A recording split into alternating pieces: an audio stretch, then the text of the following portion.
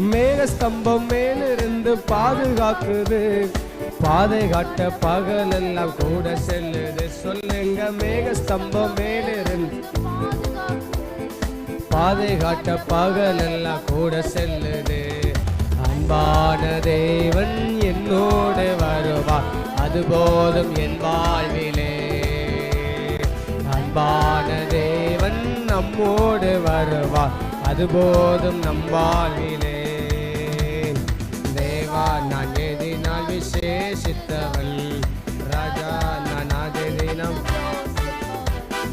தேவா நான் எதினால் விசேஷித்தவன், ராஜா நான் அதினம்.